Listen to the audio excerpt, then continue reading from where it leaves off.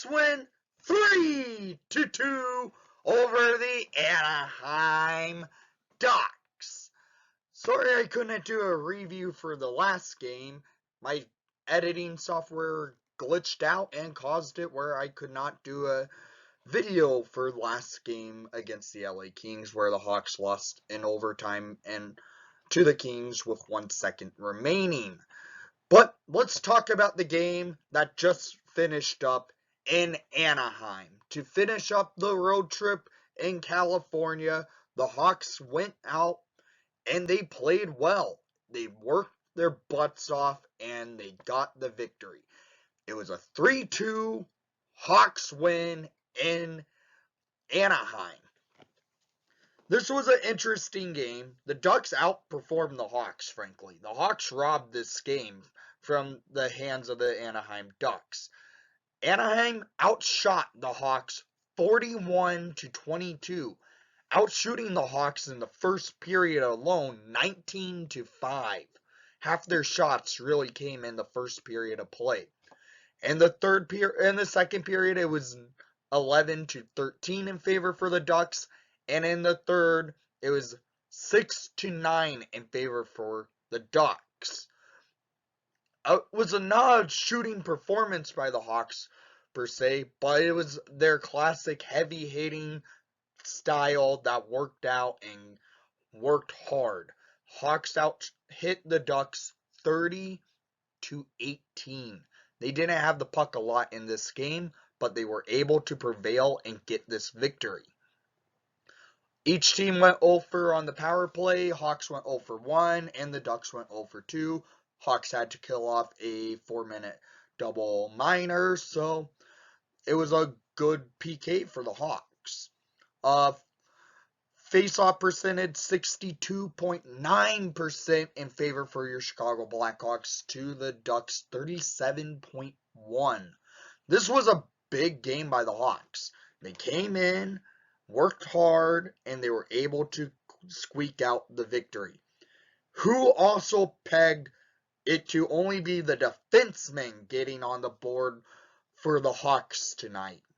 Well, that's how it went. I guess wearing a Duncan Keith jersey today helped out for the Hawks defense getting some goals. So, let's get into this, shall we? In the first period, the Hawks got off to a horrible start. They were outshot for a while 16-1 at one point in this game. And well, at 19 seconds into the first period, Troy Terry gives the Ducks a 1-0 lead, his 6th of the season, assisted by Trevor Zegras. This is 1-0 Anaheim, 20 seconds into play. That's not a good start for the Hawks. Arvid Soderblom, it's really a goal that wasn't on him. It was the Hawks just got off to a slow start, and Troy Terry made the Hawks pay. And, well, the Ducks continued to press and keep the Hawks stuck in the defensive zone. And, well, at 11-13 in the first period, Adam Henrique scores a beautiful goal, I would have to admit, for his 5th of the season, assisted by Troy Terry and Samuel Boyette to make it a 2-0 Anaheim lead. Hawks down by 2 goals. They've been known to coming back in these type of situations this year. This is not a different situation. The Hawks have been in this situation a couple times, and they were able to battle hard. And, well, a few minutes later, the Hawks get on the board. And it's at 13:35 in the first period, scored by number 25, Jared Tinordi. His 1st of the season, 1st of the night, assisted by number 13, Max Domi, and number 88, Patrick Kane. For a guy who doesn't score much, Tinordi gets a beautiful skate through. He gets a great pass over from Domi, and Tinordi skates in, backhands it past the Anaheim netminder, and, well, Tinordi is on the board. Who would have pegged Tinordi to score a goal?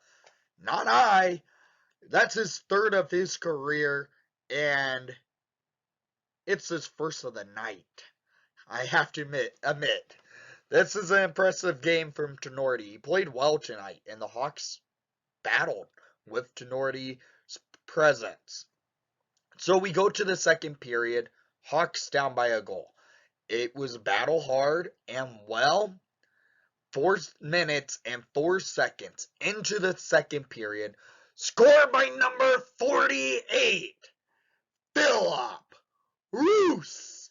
His career first NHL goal, assisted by number 88, Patrick Kane, and number 13, Max Domi. This goal by Roos, he gets a beautiful sauce pass by Kane. Roos shoots it on net, goes for his rebound, and gets his career first NHL goal off his own rebound recovery. Congratulations, Rooser. You have yourself a goal.